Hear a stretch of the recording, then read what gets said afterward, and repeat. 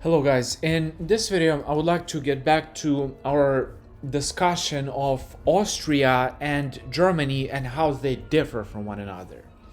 So Austria, had really different ethnic makeup, from Germany. I mean, Germany, historically as the Holy Roman Empire was mostly Germanic.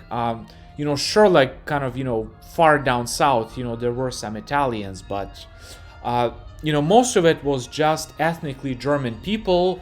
And, the key insight is that, Germany historically has been much more, homogeneous than the Austro-Hungarian Empire as far as ethnicity, as far as the people living inside its borders. In Germany, like we see all these little, duchies and principalities, but they're all German. They speak German. They're ethnically German people, whereas Austro-Hungary, Austro-Hungarian Empire was made out of lots and lots of different ethnicities, and the thing is that most of them were not even German-speaking peoples. It was much more chaotic. Like if you think about, from the point of view of the government, in Germany, like at least you knew what kind of people you were dealing with. They're your people. They differ socioeconomically, sure they do, but at least it's a homogeneous cultural mass, whereas in Austria, Hungary, you have Vienna, the government, the elite, they were German speaking people, but you have Romanians, you have Hungarians, you have Czechs, you have some Polish, you have these cultures such as Serbs and Bosnians and all these different peoples. So the key insight to understand out of what I'm trying to say is that Austro-Hungary had to deal with very different problems than Germany did, and they developed a very different approach to politics, to policy, and to military conflict as well. All right, and that is the main difference. Different problems cause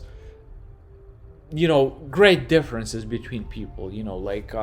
For instance, one of the reasons why Russians differ so much from Western Europeans is that they had to deal with these Mongol Tartar invasions. They had to deal with this problem which Western Europe did not have for the most part, and that's why they differ as much as they do. And in a similar way, in the case of Austro-Hungary and Germany, they also had different problems to deal with. And as a consequence, they really developed very different policies and strategies, and their history differed too in a lot of ways. So Austro-Hungary, I mean, think about what kind of problems Germans had to deal with. Well, they were mostly external problems.